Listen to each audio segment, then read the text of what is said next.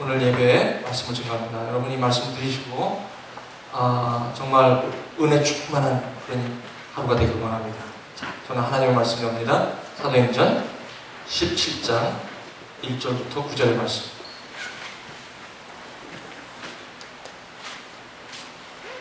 사도행전 17장 1절부터 9절의 말씀.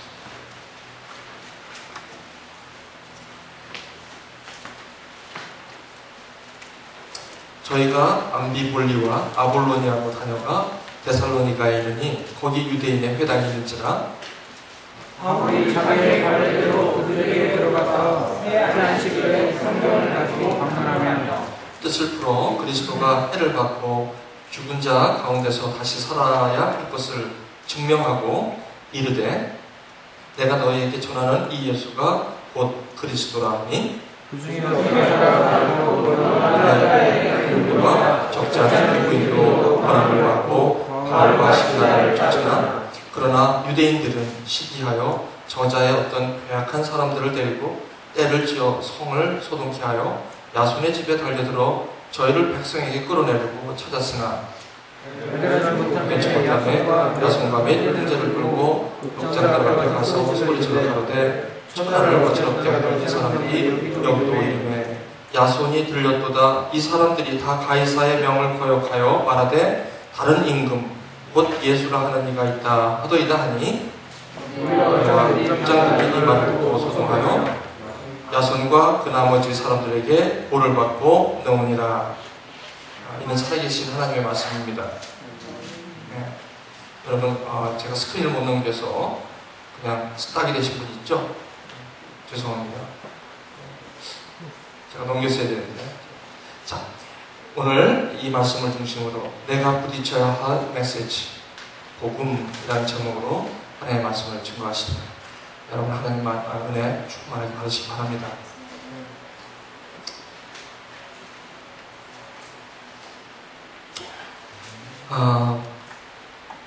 사람은 만남을 피할 수 없습니다. 만남은 우리 인생에 반드시 거쳐야 하는 일입니다. 내가 만나기 싫어도 만나야 되는 사람이 있고 꼭 만나기를 원하지만 만나고 싶을 때 만나지 못하는 만남도 있습니다. 또 미래의 만남을 위해서 기도하는 만남도 있고 왜 사람들은 이 만남에 대해서 이렇게 애타고 이렇게 소중하게 여기고 오늘도 조성인 유희은 이렇게 만남이 있었잖아요. 결혼에 이르기까지 저 만남이 시작을 해서 만남의 열매에 맺기까지 얼마나 많은 그 안에 참 일들이 많았겠습니까? 왜 그러냐면 왜 이렇게 사람들은 만남을 소중하게 여기냐면 만남은 나의 인생에 지극히 많은 영향을 주기 때문에 그렇습니다. 성경은 만남을 굉장히 소중하게 다루고 있습니다. 여러분이 여기 이렇게 우연히 앉아서 옆에 앉아있는 분이 계시고 애나버 대학촌 침례교회라는 이름하에 여러분들이 이렇게 같이 만난 것, 이 만남 때문에 여러분 라이프, 여러분의 현재 인생에 적지 않은 여러분이 알지 못하는 영향력이 흘러가고 있다는 것입니다. 그것이 좋든 그것이 나쁘든 어떤 의미에서는 여러분에게 영향이 가고 있다는 것입니다. 다시 말씀드리면 여러분의 삶 속에 그 만남을 통해서 여러분의 삶이 이루어지고 있다고 해도 과언이 아니라는 뜻입니다. 그러므로 만남은 너무너무 중요합니다. 만남을 위해서 기도해야 할 가치가 있고요. 만남을 위해서 애써야 할 이유가 있습니다. 많은 사람들은 만남을 만남을 통해서 많은 또 인생을 누리고 하지만은 우리가 성경은 오늘 그렇게 말씀하십니다.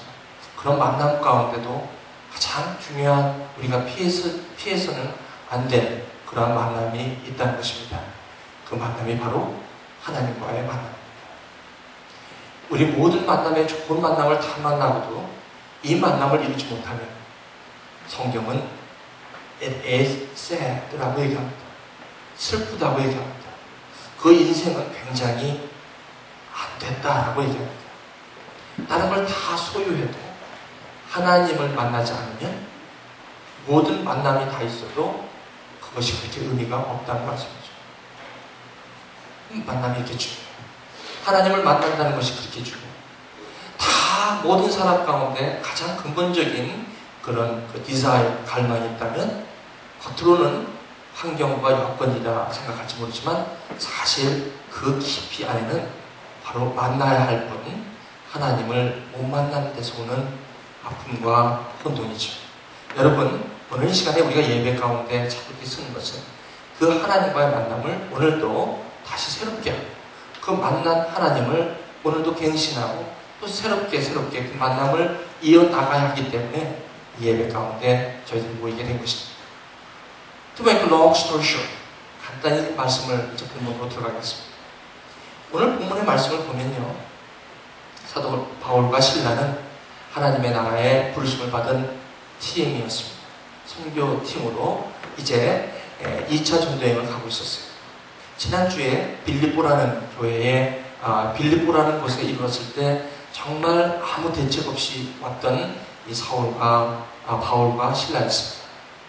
하나님께서 마게도냐로 와라 아무런 이유 없이 무시아에서 비두니아를 통해 소아시아를 거쳐서 오려고 했던 1차 전도여행의 플랜을 완전히 무효화하고 성령 하나님께서는 Come unto Macedonia, 마게도냐로 오라고 합니다. 이유를 불문하고 힘써서 마게도냐로 와서 보니까 빌립보라는 곳에 도착했습니다. 와보니 회당이 없었습니다. 회당은 헬레니즘, 그릭 엠파이어 사이에 있었을 때 이스라엘 민족이 다 디아스포라로 흩어졌을 때 그 지중해를 중심으로 한 전역에 흩어져 있는 이스라엘 그들이 자기네들 삶을 유지하기 위해서 모였던 커뮤니티가 시네거 회당이었습니다. 그래서 이 사도 바울은 가는 곳마다 회당을 찾아갔습니다. 그런데 아이러니컬하게도 빌립보는 회당이 없었습니다. 그래서 여기저기 기도처를 찾고 있는 와중에 옷감장사 루디아라는 자매를 만납니다. 하나님은 참 재미있으신 분입니다. 아니 멋있으신 분입니다. 하나님이 외모를 보지 않는다는 것입니다. 하나님께서는 옷감장사 루디아를 통해서 이미 유럽에 기독교를 꿈꾸고 계셨던 것이죠. 가나안의 꿈은 이 보잘것없는 라합이라는 천박한 여인, 그 시대에 천박하되 아주 또 천박한 여인, 루디아라는 그 옷감장사, 볼품이 하나도 없고 그 당시에 누구도 흠모할 만한 것이 하나도 없는 그 여인들을 준비하셔서 하나님은 벌써 하나님의 일을 시작하고 있었던 거예요. 그래서 루디아를 만납니다. 그곳에서 이미 마음이 열려있는 루디아 그 자매를 통해서 복음을 전합니다. 예수는 그리스도라고 전합니다. 그것이 이제 그 기도처를 중심으로 이제 빌립보 교회, 유럽에 처음으로 교회가 생긴 것이 바로 빌립보 교회입니다. 거기서 이제 하나님의 말씀이 선포되는데 그 다음날 여전히 이제 하나님의 함께 하심을 타고 기도처로 기도하러 가고 있는데 거기에 그런 귀신 들린 종들을 많이 만나게 돼요. 그 종들로 점을 치면서 얻는 수입을 받아 챙기던 주인이 너무 화가 난 거예요. 왜? 갑자기 이걸로 짠짠이 좀 수입을 먹고 비즈니스가 잘 되는데 웬 바울이라는 한 사람이 나타나더니 복음이라는 걸 전한다고 하면서 사람들이 자꾸 굴러가는 거 있죠. 그러니까 뭐예요? 점치는 장사는 안 되는 거예요, 비즈니스가. 그러다 보니까 이제 어떻게 돼요? 공권력을 이용해서 바울과 실라를 오게 하게 돼요. 실컷 때렸다고 합니다. 성경에 보니까 실컷 때렸다고 합니다. 매 맞은 이유가 뭐 있겠습니까? 기도하러 간 죄밖에 더 있어요. 그죠? 근데 하도 그 귀신 들린 자가 괴롭게 하니까 사도 바울이 귀신을 쫓겨주면서 이 복음을 전하기 시작한 것이 이유가 되어서 옥에 잠겼는데 제가 이 말씀을 묵상하면서 이제 책을 이렇게 레퍼런스를 찾아보니까 옥에 가뒀는데 지난주 설교하고 옥에 가뒀는데 그게 옥에 깊은 옥에 가뒀다는 것입니다. 아니 이 사람들이 무슨 뭐 무장한 괴한도 아니고 말이죠. 예수는 그리스도라는 복음을 전하고 있는 사람들에게 뭐가 그렇게 겁이 나서 그 옥의 깊은 곳에 올라올 수도 없는 그 깊은 곳에 가두고 제가 그 착고라는 걸 한 번 봤는데 여러분 착고가 뭔지 아십니까? 저는 착고가 대충 여기다가 두꺼운 그 철로 된 거 이거 하고 발을 움직이지 못하고 철문으로 왔다 갔다 하는 줄 알았는데 착고가 보니까 그게 아니더라고요. 착고가 뭔지 아세요?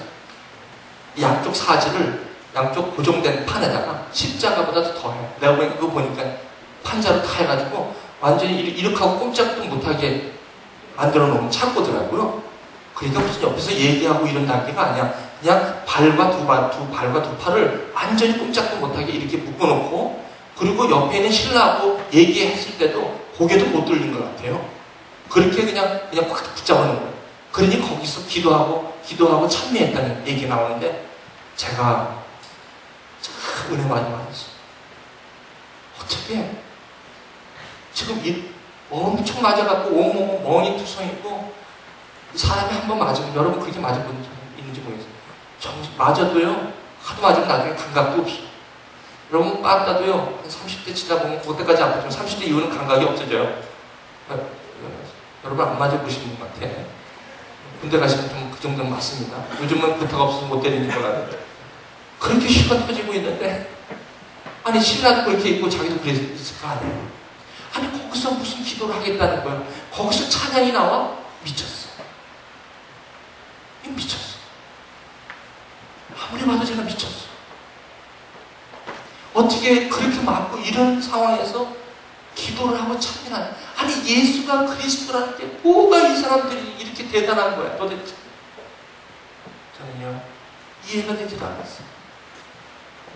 예수가 그리스도가 된다는 게 이 사람들에게 어떤 메시지길래 이 사람들이 저렇게 삶을 이런 상황 가운데서도 찬미하고 기도하고, 나는 조금만 불편해도 조금만 더워도 에어컨 안 나와도 짜증내는데 이 사람은 도대체 뭐냔 말이야 도대체. 거기서 찬미를 해, 기도를 해. 미친 사람. 이해가 안 가는 사람. 근데 성경은 그렇게 얘기하거든요. 박 목사 이해한다고 하지 마. 내 사람들, 예수를 그리스도라는 그 메시지 앞에 부딪혔던 나의 사람들은 다 이렇게 살았어. 박 목사, don't be spoiled. Are you Christian? Yes, I'm pastor. 또 에어컨 안 나온다고 너 지금 너 조금 어려웠다고 뭐야? 내 사람들은 그렇지 않았어. 예수가 그리스도라는 메시지가 무엇인 줄 아면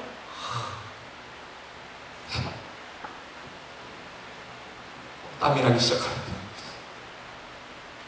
조금 우리가 힘들었을 때 하나님이 안 계시다. 조금 저거 할 때 짜증난다. 다 모든 거 포기해보자. 에이 다 때려치우자. 그러기 십상인 나의 모습 가운데 이 말씀은 너무나도 상대적이라는 거예요. 어떻게 이럴 수 있냐는 거예요. 이걸 어떻게 찬양할 수 있냐는 거예요. 이해가 안 돼요. 이거 미치지 않고서 어떻게 이럴 수 있냐는 거예요. 라합? 아니 자기 잘못하면 죽기만 하는데 여리고성에 지금 들어와가지고 자기 혼자 지금 거기 치고 들어오는 이스라엘 하나님, 여호와 하나님을 그냥 믿겠다고. 여러분 한번 생각해보세요. 잘못하면 죽습니다. 인생이 끝나는 거예요. 도대체 그 라합이 갖고 있었던 그 faith, 그 믿음의 본질은 뭐냐는 거예요, 도대체가. 저는 흥분하기 시작했어요. 오기 지증이 납니다. 간수가 놀랍니다. 예수는 그리스도라는 그 엄청난 메시지 앞에 그 간수도 놀래버립니다. 도대체 예수가 그리스도라는 이 복음의 핵심이 왜 이렇게 사람들을 이렇게 만드는 거냐? 왜 이렇게 사람의 라이프를 upside down, 완전히 온통 뒤집어 놓냔 말이에요. 이 메시지가 뭐길래 이 메시지에 부딪혔던 사람들은 다 넘어갔냐는 거예요. 다 넘어갔냐는 거예요. 저는 흥분하기 시작했어요. 예수는 그리스도라는 이 메시지가 무엇이냐? 오늘 메시지 보니까 이렇게 나와요. 여기 가서 그들이 암비볼리와 아볼로니아와 다녀가 이제 데살로니가로 가는 거예요. 빌립보에서 그런 고난 가운데 있었지만 하나님의 역사를 바라보고 이제 바울과 실라는 데살로니가로 가는 거예요. 암비볼리와 아볼로니아로 다녀가. 여기는요, 이 당시는 로마가 길이 얼마나 잘 뚫렸는지 몰라요. 이 길이 어디까지 뚫렸냐면 로마까지 뚫렸어요. 아마 이때 바울과 실라는 그냥 이 길에 그냥 쫙 빠져갖고 저 로마까지 가자 이런 마음을 가졌을 거예요. 아마. 그래서 그냥 쭉 가는데 어디로 가요? 암비볼리아하고 아볼로니아는 왜 안 뚫렸는지 모르겠어요. 그냥 데살로니가에 딱 스탑을 한 건데, 데살로니가는요 마게도니아의 캐피탈이에요. 수도예요. 많은 사람이 있고 많은 경제적인 활동이 일어났다는 아주 큰 도시죠. 이 도시는 굉장히 유명한 도시고 경제적으로도 굉장히 발달된 도시예요. 역사적으로 보면 데살로니가는 헬레니스틱, 헬라적의 엄청나게 발전했던 그러한 도시기도 해요. 여기에 머물게 됩니다. 여기 머물러서 뭘 합니까? 바울이 자기 관례대로, 바울의 정체성. 바울은 어디 가든지 이 사람을 쥐고 있는 게 뭐냐면 사명이었어요. 내가 왜 살아야 하는지, 내가 여기에 왜 왔는지, 내가 왜 빌립보를 떠나 여기 왔는지 분명히 아는 사람이에요. 그리고 그 사람 어디로 가야 하는지 아는 거예요. 자기 규례대로. 이 자기가 해야 할 일이 분명히 있는 사람들, 어디 가서 무엇을 해야 되는지 반드시 아는 사람들, 사명 있는 사람들. 이 사도 바울은 자기 규례대로 그들에게 들어가서 새 안식일이면 세 번의 토요일을 성경을 가르쳐서 푸는 거예요. 성경을 가지고 강론했다는 것이에요. 말씀을 풀었다는 거예요. 또 보세요. 뜻을 풀었다는 거예요. 조금 그냥 예수를 믿으시오라고 하는 것은 전도예요. 그냥 씨를 뿌리듯이 예수를 믿으라 그래야만 너와 내 지극권을 얻으리라 하는 것은 자세한 설명이 없는 전도일 수가 있어요. 선포일 필요가 있어요. 복음은 그렇게 뿌려야 할 필요도 있어요. 하지만 복음을 또 자세히 풀어서 성경 공부죠? 신약반 구약반 해야 된다는 거죠. 그리스도가 해를 받고 죽은 자 가운데 다시 살아나야 할 것을 증언하고 이르되 내가 너에게 전하는 이 예수가 곧 그리스도라. 이 예수가 곧 그리스도라는 거예요. 그랬더니 어떤 현상이 일어난지 보십시오. 그 중에 어떤 사람, 경건한 헬라인과 큰 무리와 적은 귀부인, 이 당시에 아주 하이클래스 귀부인들이 이 지역에 아주 많았어요. 경제활동도 아주 좋았고 괜찮은 곳이 데살로니가인데 아마 그곳에서 아무것도 더 필요하지도 않은 아주 잘 나가는 귀부인들이에요. 어떻게 보면요, 아주 리치한 피플들이에요. 아주 그냥 돈도 많고 아주 걱정이 하나 없는 사람들이에요. 그런 사람들이 예수는 그리스도라는 메시지에 꽂힌 거예요. 꽂혀갖고 예수를 믿겠다고 나오는 거예요. 크리스찬이에요. 이 당시 이 사람들은요, 어떻게 보면 그 유대인, 그 주이시 그 스네거를 중심으로 거기에 자기네 삶의 터전을 이루고 있었던 사람일지도 몰라요. 그런데 이 사람들과 경건한 헬라인, 그러고 보니까 예수의 복음을 모르지만 하나님을 알았던 이 헬라인들이 이제 이 복음을 듣고 이들이 코미트한 거예요. 아, 예수님을 영접하는 거예요.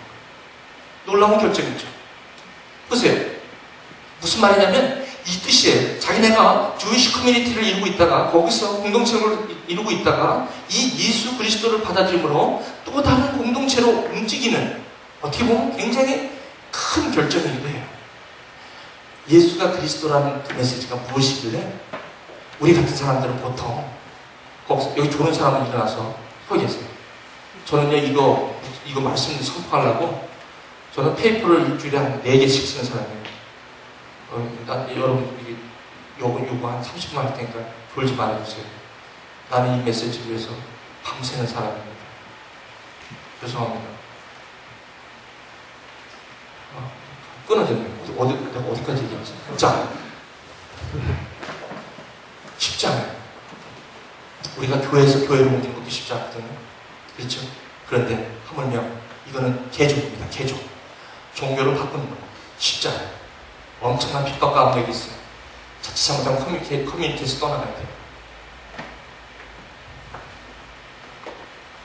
근데 그 사람들이 권한을 받고 왔다는 거예요.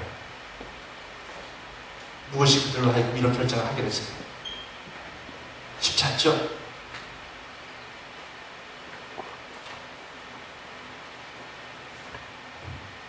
근데 또 한 그룹이 있어요. 또 한 그룹은 유대인들이 있는데 시기예요. 똑같은 메시지를 받는데 유대인들은 시기예요. 저자들의 어떤 불량한 사람들을 데리고 때를 지어가지고 무슨 말이냐, 조폭을 돈을 주고 사가지고 그냥 그 바울과 신라를 갖다 성교팀을 갖다가 완전히 그냥 작살내라는 거예요. 한마디로. 아주 그냥 오늘 보이는 모습. 여기 유대인들이 시기에 저자들 어떤 불량한 사람들을 사다가 때를 지어가지고 성을 소동케 해서 그 야손의 집이라는 곳에 아마 기도 데살로니가의 그 선교 활동을 하고 있었는데 그 야손의 집에 들어가가지고 다 그냥 침입해서 다 끌어내 난리를 치는 거예요. 발견하지 못했죠. 없으니까. 그 야손과 몇몇 그 집을 오픈한 사람들을 데리고 막 가서 소리 질러서 막 난리를 치는 거예요. 아니 천하를 어지럽게 하는 이 사람들이 여기도 이르네. 아니 읍장들 앞에 가서 소리 질러 이르는데 천하를 어지럽게 하는 이 사람들 바울과 실라로 아니 도대체가 예수가 그리스도라고 얘기한 것 뿐인데 뭐가 그렇게 천하를 어지럽게 하는 거예요? 이해가 안 가지 않습니까? 그렇지 않아요? 이 사람들이 다 가이사의 명을 거역하여 예수 이상한 그 다른 임금 예수를 전하고 있다 이렇게 그냥 정치적으로 엮어버리는 거예요. 그러면서 무리와 읍장들이 이 말 듣고 소동해갖고 야손과 그 나머지 사람들에게 돈을 받고 돈을 주니까 그때 이게 참 데살로니가가 돈이 많이 이게 좀 지금 봉투죠 봉투? 우리 한국 문화 봉투. 요즘 빛과 그림자. 무슨 빛과 그림자. 안 나오죠? 드라마 안 보세요? 빛과 그림자. 옛날 저희 때 얘기가 거기 나와요. 우리 사모님하고 저는 그거 봐요. 빛과 그림자. 딴 건 안 보는데 그건 봐. 보고 그때 보면 돈 봉투가 왔다 갔다 하대. 옛날에 그 영화사라든지 뭐 그런 거 하면 그 조폭들이 항상 뒤에 깔려 있다는 거. 나는 그거 처음 알았어. 그거랑 똑같은 거. 보세요. 결국 밤의 형제들이 바울과 실라를 베레아를 보내서 그것을 피하게 됩니다. 자, 오늘 저는 말씀을 여러분에게 전합니다. 무엇이 예수가 그리스도가 된다는 것이 무엇 때문에 이렇게 사람을 이렇게 한 사람은 귀부인과 같은 그게 아무것도 그냥 부족함이 없는 사람인데도 그 예수가 그리스도라 된다는 그 메시지를 듣고 막 자기가 그 커뮤니티의 그 삶을 완전히 그냥 바꿔갑니다. 가기 가면서 하면서까지 그렇게 막 그 메시지에 자기가 그냥 삶을 변하는 그런 모습을 보게 되죠. 또 한 그룹은 자기의 기득권. 왜? 유대교회 커뮤니티에 있던 사람들이 점점 저쪽으로 자꾸 빠져가는 거야. 어? 그렇죠? 아니 여기 있던 사람이 자꾸 절로 가고 오늘 아침 보니까 없어 이 사람. 어디 갔나 봤더니 또 저쪽 가 있는 거야. 바울과 실라 거기 가서 찬양하고 기도하고 있으니까 화가 나는 거야.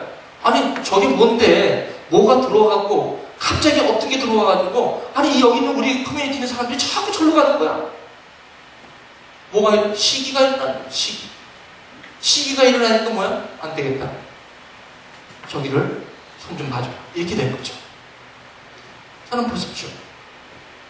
우리가 이 예수가 그리스도인 것이라는 이 메시지가 어떻게 돼서 이게 사람들의 마음을 움직이냐 말이에요. 많은 사람들이 예수가 그리스도가 됐다는 그 내용이 도대체 무엇이길래, 도대체 그게 어떤 메시지길래 그것만 들었다 하면 두 가지 반응이 일어나는데, 한 가지 반응은 철철철철 울며 회개하며 주님이 나의 하나님이 되심을 이제 고백하고 나도 이제 이렇게 살겠다고 자기 삶을 완전히 바꾸고 완전히 결단하며 나가는 사람이 있는가 하면, 한쪽에서는 무슨 그런 미련한 소리 하고 있는가, 무슨 예수가 너나 믿지, 응? 엄마 아빠한테는 믿으라는 소리 하지 마라, 니 나가서 잘 믿어라, 너희 가서 잘 믿고 너나 교회 나가라, 가서 너희들 자녀들을 위해서 기도해, 교회 나가는 건 나는 괜찮은데 너희들 괜찮은데 응? 나한테 가지 말라, 응? 그렇죠? 너희 교회 가는 것까지 내가 말리지 않는다. 하지만 나는 교회 가게 하지 마라. 응? 내가 어떻게 하면 30년 동안 핀 담배를 끊느냐? 내가 어떻게까지 여기까지 줄기하던 술을 끊을 수 있겠냐? 나는 교회 너희들이나 가라. 그리고 니들 알지만 내가 굉장히 괜찮은 아빠였냐? 내가 뭐 이렇게 죄를 짓게 있다고 그렇게 죄인죄를 하고 가서 살라고 그러냐? 니들이나 가서 믿어. 그런 부모님이 거의 다예요. 부모님뿐만 아니라 아마 우리 주위에 있는 사람 그런 게 왜 그런 줄 아세요? 왜 예수가 그리스도라는 게 왜 이들한테 이런 메시지를 들리는 줄 아세요? 첫 번째, 예수가 그리스도가 됐다는 것은 무슨 뜻인 줄 아세요? 당신이 죄인입니다, 이런 뜻이기 때문에. 예수가 그리스도라는 것을 믿는다는 것은 바로 모든 사람이 죄를 범하였으며 하나님의 영광에 이르지 못하더니 모든 사람이 죄를 범하였다는 것을 받아들여야 한다는 메시지입니다. 여러분 아시겠습니까? 그럼 보십시오. 모든 사람이 내가 죄인이라는데 그래 내가 죄인이라고 하는 사람이 누가 나옵니까? 없습니다. 내가 잘 살고 내가 괜찮게 살았는데 왜 나한테 죄인이라고 그래? 반드시 그럴 겁니다. 당신 누군데 함부로 도대체가 예수를 믿는다는 사람들은 자기네나 잘 믿지 쫙 하면 남한테 가서 죄인이다 뭐다 하고 돌아다닌다 이렇게 얘기하기 쉽사거든. 그렇지 않아요? 근데 예수가 그리스도라는 것은 예수님이 여기 보시면 예수님께서 해받고 돌아가셨다는 겁니다. 뭘 가르쳤나 보니까 바울이 자기 관례대로 그들에게 들어가서 성경을 강론했는데 뭘 강론했냐면 그리스도가 해를 받고 죽은 자 가운데 다시 살아나야 할 것을 증거했는데 왜 예수님이 돌아가셨냐는 거예요. 결국은 뭐예요? 당신 때문에 돌아가셨다는 거예요. 그럼 왜 나 때문에 돌아가셨어요? 왜 내가 뭘 했는데 당신이 죄인인데 당신 죄 때문에 돌아갔어. 내가 왜 죄인이야? 이렇게 나오기 당연하죠. 그렇죠? 그러니까 이분들은 뭐냐면 I am criminal. No. 당신은 크리미널. 내가 크리미널이야? 나는 죄진 적이 없어. 근데 성경은 그렇지 않습니다. 뜻을 풉니다. 그래요. 당신이 크리미널이라는 얘기 아니에요. 크리미널과 sinful은 달라요. 성경은 sin을 얘기해요. sin. crime을 얘기하는 게 아니에요. crime is against the law. But sin is against God's law. 뭐? 하나님의 법을 어기는 게 죄고, 우리가 갖고 있는 법을 저는 범죄자 크라임 된다고? 그럼 하나님의 법은 뭔데? What is the God's law? God's law는 뭐냐면요. 아담이 지은 죄들은 아담이 하나님을 떠난 것 때문에 그래요. 그 아담 이후로 한 사람 앞에 죄가 들어왔다는 것은 아담 이후로 하나님과 우리가 영원한 사망 가운데 있다는 것을 얘기해요. 이렇게 얘기가 시작되겠죠. 그러므로 당신은 죄인이라는 것은 하나님을 모르는 상태를 얘기해요. 하나님을 모르잖아요. Do you? Don't you? 하나님 아세요? 하나님은 모르지. 아니, 내가 하나님을 알지. 하지만 예수는 내가 몰라. 이런 분 많죠. 하나님은 계시지. 하지만 나는 몰라. 이런 분 많아요. 뜻을 풀어 복음을 설명합니다. 왜 그래요? 내가 죄인이라는 것을 받아들이지 않습니다. 사람들은. 나는 죄인이 아니라는 것입니다. 나는 깨끗하다는 것입니다. 이것 때문에 이 예수는 그리스도라는 이 메시지가 그 사람들한테는 저렇게 난리를 치는 것입니다. 응? 두 번째. 뭡니까? 두 번째는 자신의 주인으로 영접해야만 한다는 것입니다. 그런데 이런 귀부님과 같이 아까 그런 사람들은 이 말씀을 들을 때 그 말씀을 듣고 와, 이분이 하나님이에요. 그럼 예수 그리스도가 를 통한 하나님이 바로 하나님이에요. 뜻을 풀어보니까 은혜를 받아보니까 이건 내가 전혀 모르는 것인데 내가 여태까지 모르기 때문에 없다고 생각한 것이 바로 이거구나. 내가 여태까지 정상적이라고 생각했던 것이 최다 비정상적이고 진짜 정상적인 것은 이거구나. 그렇다면 내가 어떻게 살아야 돼? 그렇다면 지금 내가 어떻게 살아야 하는 건가? 여기 부딪히게 되는 거야. 진리 앞에 고민하게 되는 거야. 내가 지금 여태까지 그럼 이렇게 살아왔던가? 그럼 나는 지금 어떻게 살아야 되는데 지금 이렇게 살아온 거야? 제가 정말 얼마 전에 어떤 청년에게 어떤 책을 읽으라고 했더니 이 형제가 그걸 읽고 저한테 찾아왔어요. 찾아오더니 첫 번째 하는 말이 뭔지 아세요? 목사님, 저에게 왜 이 책을 읽으라고 했어요? 그래서 아니요, 한번 읽어보라고 그랬어요. 이런 라이프에 사람들이 있다는 것을 한번 좀 보라는 거지. 그랬더니 뭐라고 이 형제 딴 거. 제가 성경 공부하고 싶습니다. 내가 난 시간 없는데 지금 만사도 꽉 차서 시간 없는데 나중에 하자. 나중에 해요. 나도 시간 없어요. 그래서 시간 있을 때 하자. 그러면서 마지막으로 가면서 뭐라요? 목사님 질문 있어요. 해라. 만약에 이 사람이 걸어갔던 삶이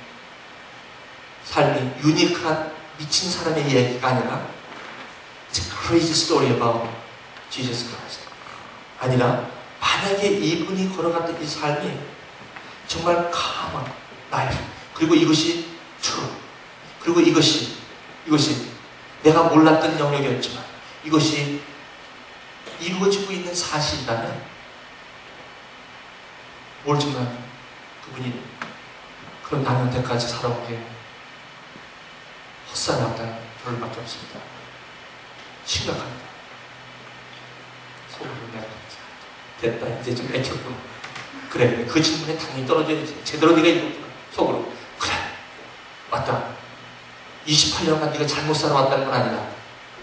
아마 28년 동안 아마 이 순간을 위해서 살아왔지도 모른다. 이 순간을 위해서 살아온지도 모른다. 지가 28년 살았으면 얼마나 살았다고 지가. 아마 지금 아직 공부도 졸업하고 아직 아무것도 모르는. 그래, 내가 반드시 28년, 너 28년이 왜 살아왔지를 아마 오늘 이번에 만남을 통해서 알게 돼. 예수는 그리스도라는 것을 통해서 고민하기 시작합니다. 제가 예수는 그리스도라는 것을 딱 맞게 40세에 딱 맞고 이것이 사실이라면 난 40 동안 살아온 게 헛살. 이거 큰일 났다. 시간이 쫙 나면서 예수는 그리스도라는 그 메시지 앞에 제가 다시 잘 선을 보기 시작해요. 큰일 났구나. 만약에 이것이 사실이라면 제가 만났던 성경, 제가 말씀을 통해서 배웠던 저 말씀이 이것이 사실이라면 나는 everything in vain. 나는 없어요.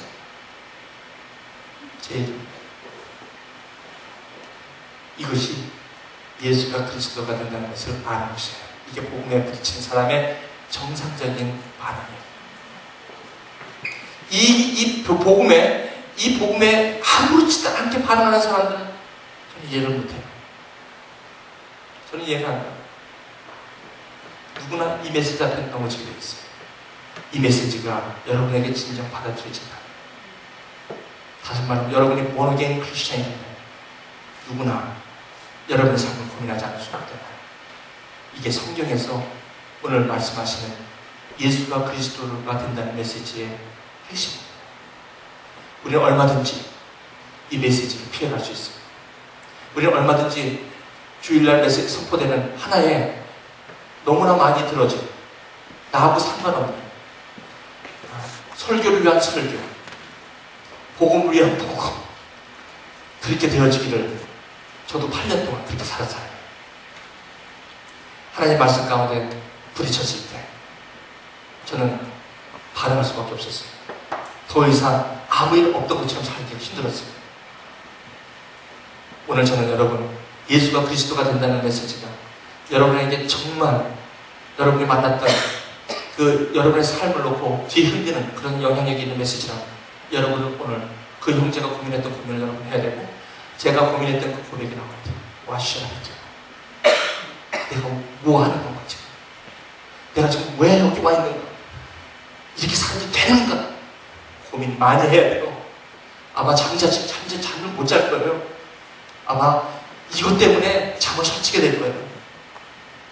이 메시지가 그런 사람들에게 저 귀부인한테는 저 귀부인을 경건한 헬라인들한테는 바로 이렇게 메시지가 들렸던 거예요. 과연 내가 오늘 받았던 저 바울과 실라를 만났던 저 사람들의 3번의 안식일을 통해서 내가 받았던 이 메시지는 내가 전혀 과거에 들은 메시지가 아니고 내가 전혀 과거에 상상치도 못한 메시지, 나에게 나를 알고 있는 그분이 있다는 사실을 내가 알게 되고 내가 나를 만드시고 나를 부르시고 나를 오늘 여기까지 인도하신 그분이라면, 그분이 만약에 그분이라면, 오늘 내가 이 말씀을 통해서 들은 말씀이 그분이라면 나는 지금까지 살아온 방법대로 살 수 없어.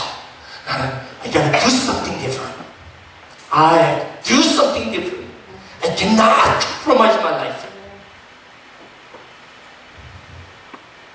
여러분이 born-again 크리스천. 박성춘 목사님한테 맨날 왜 이렇게 주일을 만나게 몰래 따뜻하게 못하는지. 하지만 제가 알고 있는 성경은 반드시 100% 그래요. 성경 보십시오. 보십시오. 어디 하나 대충 살다가 오래 살았어요. Are you Christian? Are you Christian? 로마서에서 믿음으로 말미암아 의롭다 칭함을 받는다면 야고보서 5장 살아라. 갈 바를 알지 못하고 갔던 아브라함의 믿음이라면 가야 된다. 행동이 나타나야 된다. 저도 이 메시지에 부딪힌 거예요. 성경을 보니까 처음부터 끝까지 하나 맥센스 된 게 하나도 없어. 나를 위해서 죽었대. 그리고 얘기해 보니까 전부 다 얘기가 뭐 하나 한 구석이라도 나한테 이해되는 게 있어야지. 홍해가 갈라졌대. 갈 바를 알지 못하고 갔대. 아니 준정은 언제고 또 준 걸 뺏으려고 또 갖다 바치네 이삭을. 또 요단까지 또 걸러져. 한 번만 해도 대집을 2번씩이나 해. 뭐 또 필요하는 애는 또 물을 걸었어? 물을 걸었어? 아니 물이 포도주가 돼? 도대체 이게 뭐야? 38년 된 병자가 뭐 예수님 만났더니 보통 일어나서 한 번에 갔어? 뭐? 5,000명을 먹여? 아무것도 없는 데서 5,000명을 먹여? 아니 날 때부터 소경된 자를 갖다가 예수님 그것도 침을 탁 들어가고 진을 이겨갖고 눈에 발라갖고 너 가서 실로하면서 끌고 씻고 와. 그러면 가서 나? 그랬더니 갔다 오더니 눈이 떠졌어? 여리고성이 7바퀴만 돌았는데 무너졌어? 모세가 아론과 손 들고 있었는데 이 여호수아가 이겼어? What a foolish. What a foolish.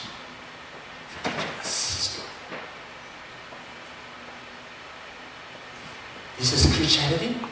이게 기독교인들이 믿는 거예요. 저한테 우스거리였어. 이걸 읽을 때. 내가 교회 다니는 건 뭐 때문에 다니는 줄 알아요? 외로워서 다니는 거예요. 친구가 거기 있어서 다니는 거예요. 가끔 가다가 좀 심심하면 좀 가서 좀 같이 만나서 좀 이거 하고 좀 그러기 좋아서 나 만나는 거지. 이거 하고 내가 무슨 상관이 있어 이게. foolish.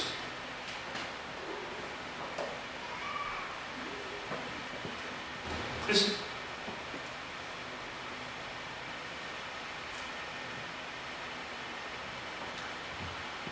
어디 한 군데라도 좀 프랙티컬하면 안 될까요?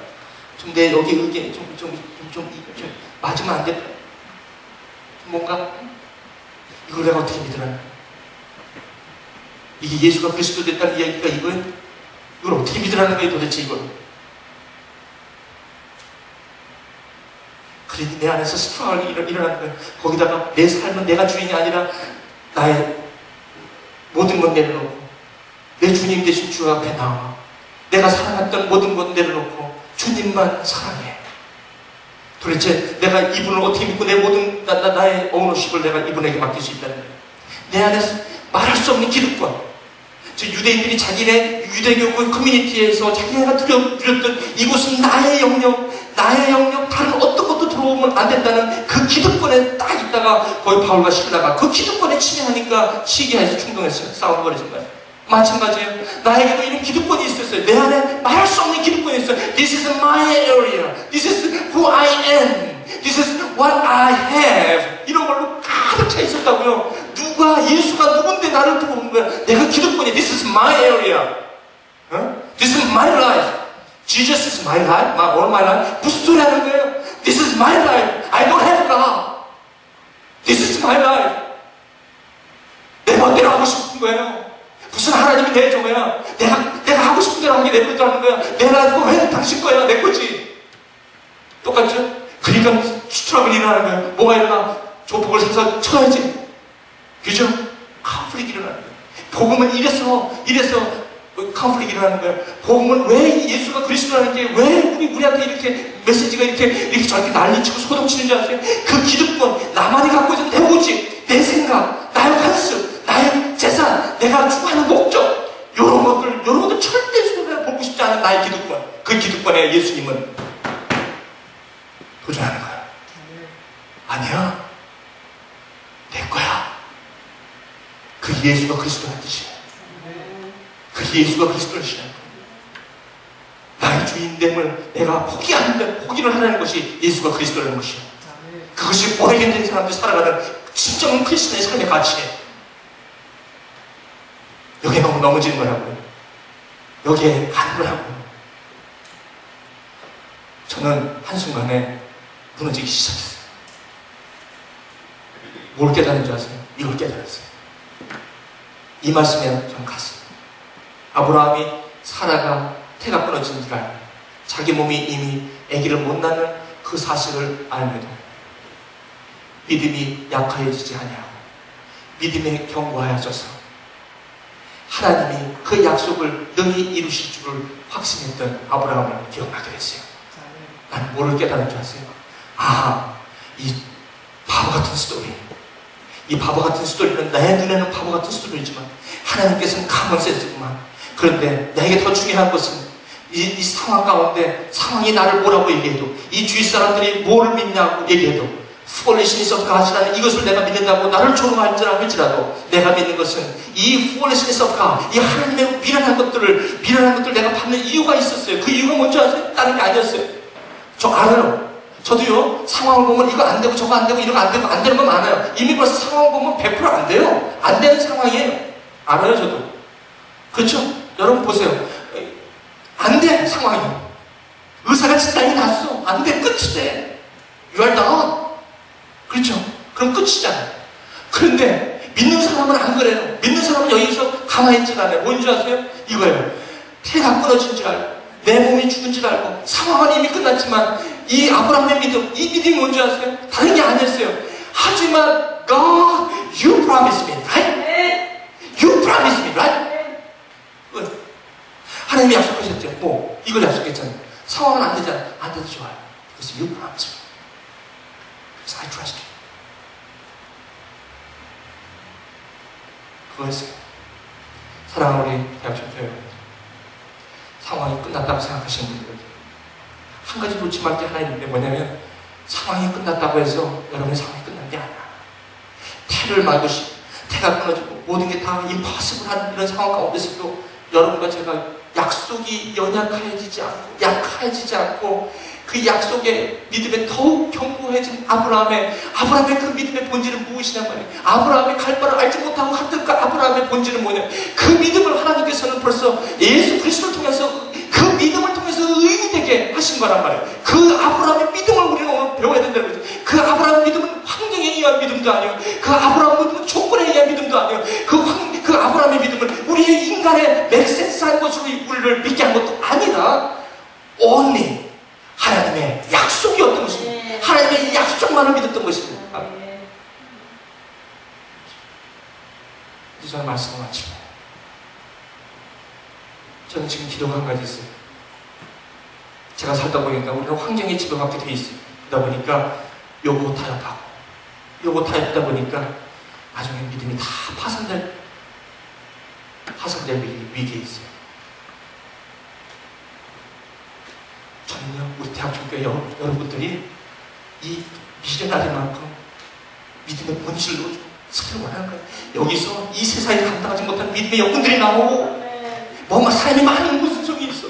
삶이 꽉 찬 모순성이 있어. 여러분, 이 아브라함이 말하는 이 믿음의 본질을 지고 오늘도 하는 소수무리들, 남은 자들, 그 남은 자를 통해서 하나님은 역사하실 거고 하나님은 그들을 통해서 하나님은 역사를 이루어 나가신다. 볼품없는 라합 하나, 볼품없는 루디아 여자 하나, 볼품없는 박상준 목사 하나, 그것을 통해서 하나님이 일하신다면 어떻게 하실 거예요? 볼품없는 여러분 하나, 지식도 제대로 못하는, 홀도 제대로 통화 못하는, 내가 뭐 성적도 제대로 못하고 뭐 하나 제대로 하는 거 없는 하나님이 나 같은 사람을 통해서 하나님이 일하신다면 어떻게 하실 거냐? 성경은 그런 사람, 그렇지만 그 사람에게 있었던 건 뭐냐면 다른 거 아니에요. 퍼포먼스 엑설런트를 하지 않고 그에게 갖고 있었던 건 하나 있었어. faith. 그걸로 믿겠다. 그게 하나님의 사람들이 가는 길이죠. 저는 오늘 이렇게 기도하고 싶어요. 하나님, 이 세상의 내 주위가 나에게 이렇게 해야 되지 않냐고 나에게 끊임없이 얘기해도 그것이 아브라함이 가졌던 믿음의 본질에서 벗어난다면 저는 그것을 과감하게 거부할 수 있는 용기를 주시옵소서. 이게 제 기도예요. 내가 아브라함이 주님께서 원하시는 이 기도의 본질을 지고 갈 수만 있다면 하나님, 나는 이 주의 생활을 서포트 안 하고 내가 왕따를 당하든 내가 무슨 일이 있어도 나는 이거를 고집하고 가리라. 왜? 나는 어차피 본질의 주가 믿음에 연약해지지 않고 믿음에 견고해져서 하나님의 약속을 능히 이루실 줄 알고 가는 사람들. 그것이 바로 저와 여러분이 되길 소원하는 것이에요. 유집사님 죄송합니다. 죄송해요. 제가 이거 좀 읽으려고.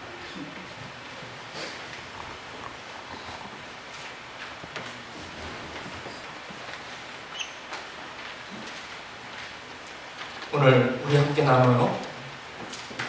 새 옷 입고 새 신발 신고 주님과 손잡고 두려워 말라 내가 너와 함께합니다. 놀라지 말라 나는 내 하나님 됩니다. 이사야 41장 10절. 절망의 순간 성환이를 통해 내게 주신 그 말씀. 지난 9월 한국 방문 중에 동생의 권유로 마지못해 한 건강검진의 마지막 절차 MRI 뇌촬영. 의사로부터 엄청난 결과를 듣고 집에 오는 동안 눈앞이 깜깜했다. 남편은 우선 기도부터 하자고 한다.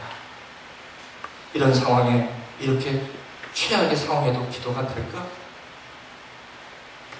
저 좀 보실래요? 사라의 태가 끝났는데 무슨 기도가 소용이 있겠어요? 상황이 끝났는데 집에 가자. 내가 믿던 하나님 그만 믿자. 그만하자.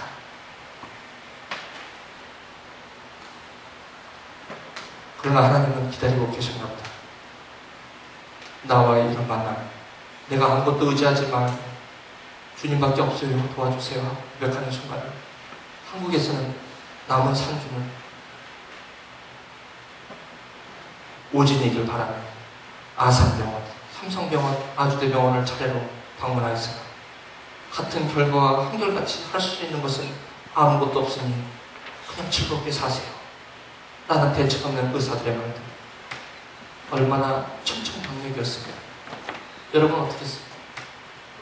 다 내가 이것 때문에 여기까지 살라고 이렇게 왔는가? 이런 생각 안 드시겠습니까? 옆에 있는 우리 지금 이 얘기는 누구 얘기입니까? 우리가 같이 신앙생활 하는 거예요. It's your life. 슬픈 드라마에서와 같은 장면을 연출하고 떠나기 전에 마지막 날 친정엄마와 눈물했고 아무 할 말이 없이 그냥 엄마 사랑해요 라는 말을 남기고 애나보러 돌아왔다. 아이들과 눈물의 상봉을 하고 난 후 내가 즐겨하는 계획표 짜기 작업에 들어갔다. 1번 고등학교 체육장부 평생 안 하겠다고 선포했던 운동하기, 그것도 제일 싫어하던 수영 매일 하기. 2번 좋은 음식 가려먹고 건강보조식품 꼭 챙겨먹기. 3번 수지침 꼭 맞기. 4번 재미있는 TV 프로 보고 막 웃기게 되었다. 그러던 중 주님은 즐겁게 살라는 대책 없는 의사의 말 속에 숨은 진주가 있음을 알게 하는 지혜를 주셨다. 어떻게 사는 것이 즐거운 삶일까? 나의 삶이란 보물상자를 찾아 위로찾기를 해보았다. 가는 길목마다 작은 문제들이 보였다. 그러나 가장 큰 문제는 지금까지 내가 드렸던 예배, 성경 공부 등을 내 옷이 아닌 남편의 옷을 억지로 입고 드렸던 것에 있었다. 그러니 결코 즐거울 수 없었던 것이다. 물론 가끔은 목사님 말씀과 새벽기도 등 눈물 콧물로 뒤범된 적도 있지만 대부분은 신앙생활의 중심을 남편의 신앙에 맞춰준다는 것에 기쁨보다는 부담이 컸었다. 자타공인하는 내조의 여왕이 되기 위한 삶에 항상 버거웠다. 특히 신앙생활에서는 더욱더 그렇게 미로찾기 게임과 같은 스스로의 치유 과정을 겪은 후 남편의 신발이 아닌 내게만 신발로 갈아 신고 나니 얼마나 가벼운지. 하프 마라톤 정도는 완주할 수 있을 것 같았다. 나의 하나님이 계시다는 것을 경험하고 그러고 나니 몸이 한결 가벼워짐을 느꼈다. 그런 내가 기특하셨는지 아주 가볍고 좋은 신발을 상으로 주셨다. 떡과 물로 소생시키시고 위로하며 새 힘주어 가게 하시는 로뎀나무 아래 하나님께서는 중앙의 크기의 반으로 줄이시고 신경 교정을 완전히 없애주셨다. 이해할 수 없다는 표정의 의사를 뒤로하고 병원 복도에서 남편과 손잡고 또 기도했다. 날 남은 삶의 후반부를 기대하라. 예수가 그리스도가 됐다는 것이 무슨 뜻이냐? 그건 아까 우리 찬양한 거 있죠? 네, 맞아. 뭐죠? 내가 뭐죠? 맨 마지막에 찬양. 아니, 그거 아니야.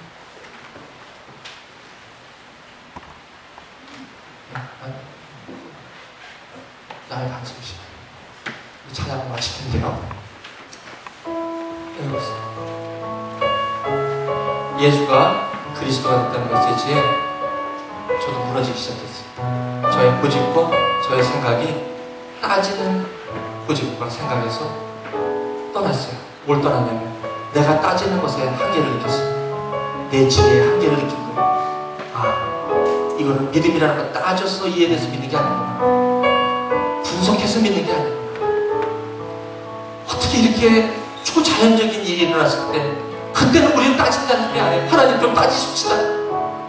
하나님 나 죽어야 되는 거 아니야? 하나님 이렇게 되면 이렇게 되는 거 아니야? 근데 이렇게 된 건 뭐예요? 따지시는 거 아니에요? 그걸 왜 안 따져? 어? 기적 앞에서 왜 우리 안 따지냐고? 기적은 마치 그냥 하나님이 나에게 주신 것처럼 왜 그 기적이 있기 전에 우리 따지려고? 저는 따지기 시작하지 않았어요. 뭘 생각했냐면 이것만 생각했어요. 아, 이거는 하나님이 약속한 거니까 되는 거야. 더 따지지 말자. 시킨 대로 하자. 그러니까 내가 얼마나 마음이 편한지 몰라요. 오늘 주일 예배 말씀에서 마쳤거든요. 여러분의 상황 달라. 마치 지금 비본질적인 거 갖고 여러분 힘들어 하실 거 없어요. 그건 이제 그만두시고 오늘 예수가 그리스도가 됐다는 것에 귀를 한번 기울여보세요. 그리고 그분과 속삭여보세요. 얼마나 친근하신 분입니다.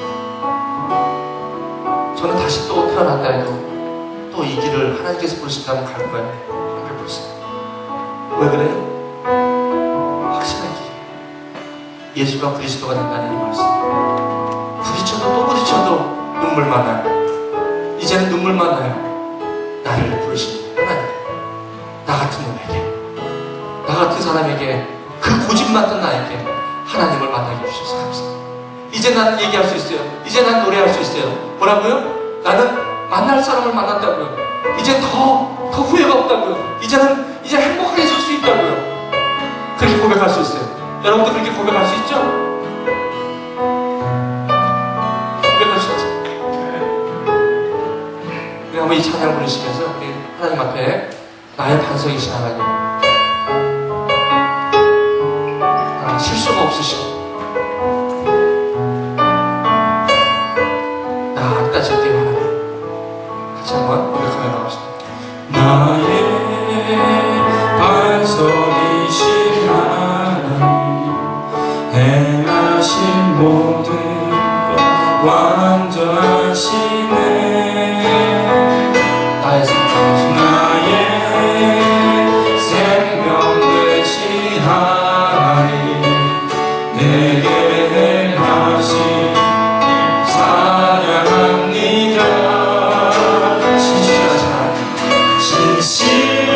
신실하신 하나님, 실수가 없으신 좋으신 나의 주, 신실하신 하나님, 실수가 없으신 좋으신 나의 주. 하나님 감사합니다. 하는 수많은 만남이 있지만 이 포기할 수 없는 이 만남, 내가 부딪혀야 하는 메시지, 예수가 그리스도가 되었다는 것입니다. 하나님, 이제 주님을 더 알기 원합니다. 그리고 주님께서 이제 나의 고집과 나의 철학과 나의 못된 습성들을 예수는 그리스도라는 메시지 앞에 묻어버립니다. 이제는 주님이 말씀하시기에 온전한 신뢰로 주님 앞에 설 것을 고백합니다. 하나님, 오늘 예배 가운데 많은 우리 교우 한 사람 한 사람 그의 삶 속에, 그의 모습과 형편 가운데 하나님, 주님이 예수가 그리스도가 되어주시고 그들 가운데 온전한 주님의 그런 인도하심을 받는 그런 복된 삶으로 함께하여 주시옵소서. 예수의 이름으로 기도합니다. 아멘. 여러분, 오늘